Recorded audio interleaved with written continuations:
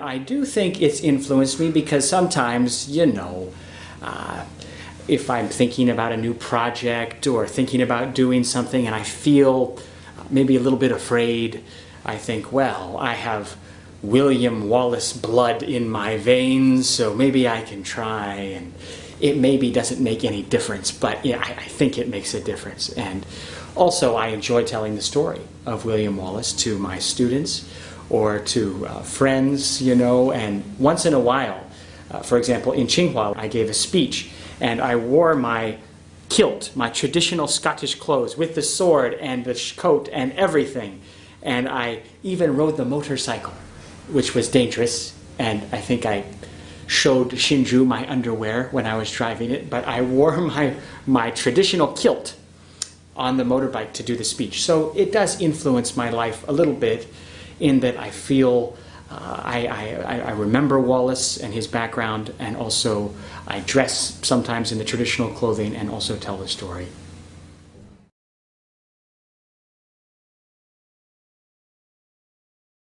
I've traveled now to 65 countries. 65 countries. I just added a new one recently. And I collect them. I enjoy seeing new people, new places. And my grandfather also traveled. He traveled to 143 before he died. He was a missionary in Africa. So I think when I was young and I was living in Africa, with my grandfather, he was always telling me about the travel, and I always thought, Wallaces must travel. So I had this idea from a young age that I had to travel and also get as many countries as I could. And Grandpa, of course, inspired me very much. He lived more of his life outside of America than in America. He was outside of America for over 40 years, traveling. He was a missionary in Singapore, Vietnam. He started a university in Rwanda, and so I always looked up to him and admired him, and so I think that's a little bit why I traveled also.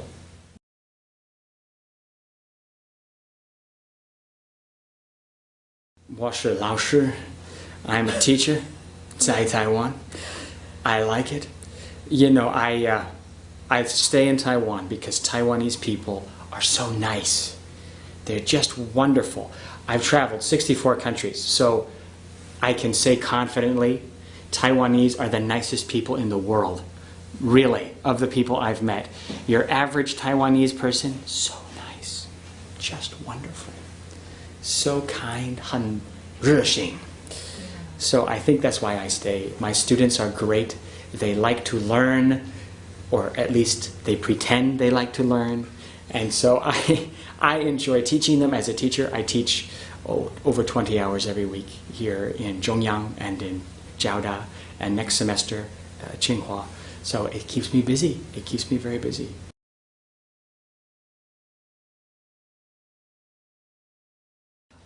I have my Taiwan ID card right now. Very few people have the permanent ID card.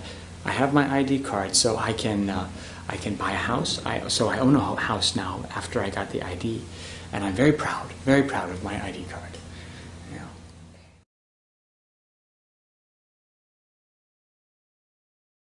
Pearl milk tea, the Jeonju Naicha. Yes. I love it so much. I probably love it too much because, as you can see, I'm heavier than 9 years ago, and that's because those little Jeonju, Yes. they have a lot of fat inside. Right. And so I drink it all the time, and I think it's slowly catching up, but I don't care. It's too delicious. So I keep drinking it. And this is one reason I stay in Taiwan and cannot leave.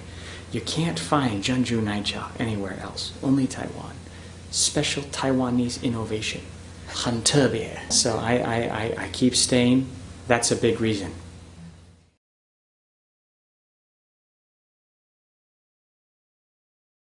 Taipei was too big, too many people. Mountain people, sea, I think is what you say. I got on the train, came through Taoyuan, still too big, Zhongli, too small, Hsinchu, just perfect. So I got off the train, and I got a motorcycle, and I started riding around, which is very dangerous. Motorcycles in Taiwan, not safe. You can die young, die fast if you're not careful with the motorcycles. I drove around and I got lost in Jubei, countryside, far away, got lost. I was driving my motorbike. It was probably like after midnight. It was very late. I had been driving for hours. It was the winter time in Taiwan. Winter time is very cold in Taiwan, which I did not believe before. We always think Taiwan is like Hawaii every day, and that's not true. It was cold. Wind was blowing. My hands were blue. You know, I was shaking. And I was stopped at a stoplight in the middle of the rice in Jubei. I don't even know where. Jubei is like the end of the world, you know. It's just huge areas, no nothing. I was stopped, blowing wind, and I was looking at the light, waiting for it to change. And a little guy came beside me on his motorcycle. He had the gold chains, open shirt, chewing the betel nut, spitting. He looked at me, I looked at him, he looked at the light, I looked at the light. I looked at him, he looked at me, we looked at the light. Light is still red. And just as the light is changing, you know, turns yellow over here, so I know soon it's time to go. He took off both of his gloves and he threw them to me and then dripped off. And I caught the gloves and I couldn't catch him to tell him thank you. He was too fast for me, you know, between the car. I couldn't catch him. So I put them on and I just remember thinking, only in Taiwan, you know, wonderful people in Taiwan, just wonderful. He doesn't even know how to talk to me, but he wanted me to feel warmer on that night. And inside his gloves were all red from the betel nut, you know. Actually, my hands smelled like the betel nut for like a week, but still, nice guy. Taiwanese, best people in the world, best people, really nice.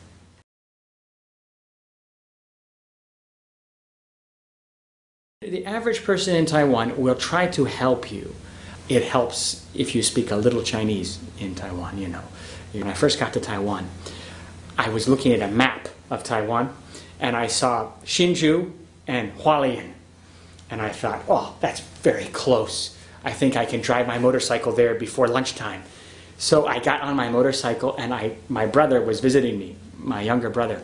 We drove together from Hsinchu 16 hours to Hualien. 16 hours. Over the top of the mountains so cold. Oh, so far. But how did we get there? Every time we didn't know where to go, we would stop. And I would say, Hualien, zai nali. And they would say, and so I kept driving. And then when I came back, Hsinchu, zai nali. Kept driving, 16 hours. Taiwanese, so nice, you know, so nice. They'll help you.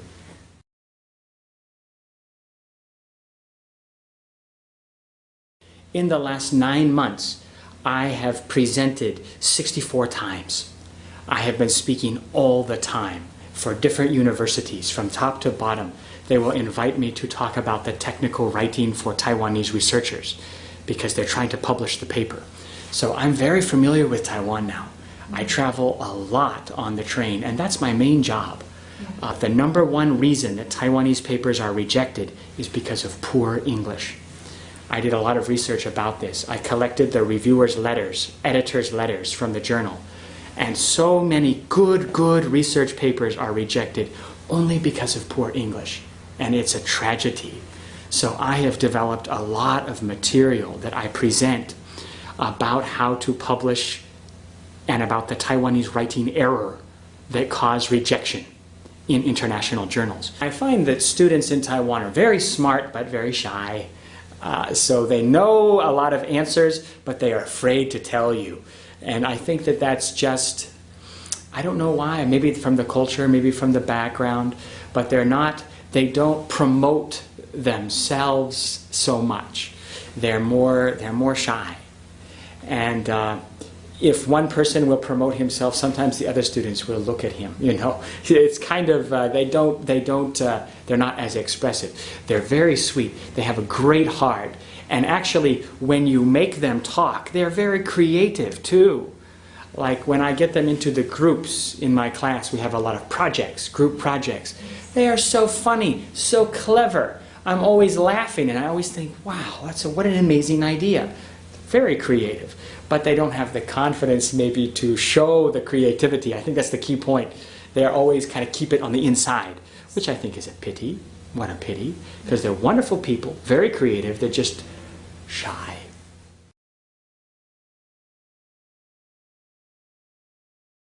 The problem is not that they don't know English, they don't know the interesting English. They have to connect it to something that's interesting, something that they already enjoy.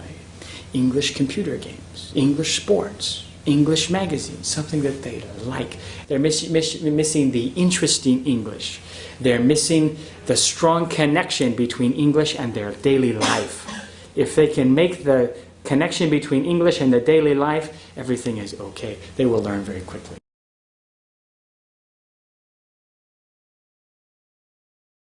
I will go to the science park and I'll teach a class until 9. I will leave the company and everybody's still sitting at the computer working hard.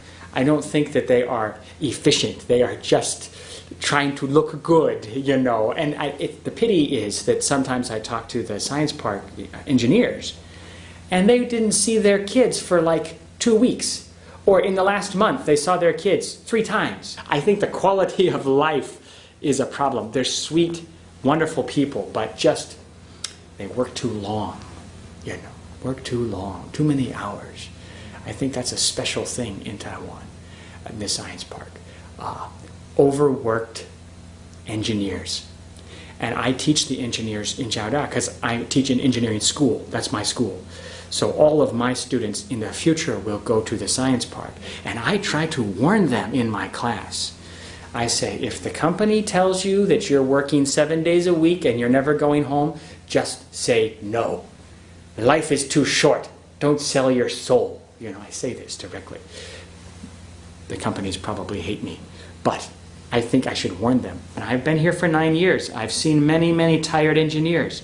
They have wrinkles, gray hair. They look like they're 80, but they're 30. And so I know that it's not all happiness over there. I know that many of them sacrifice their life, and I don't think that's necessary.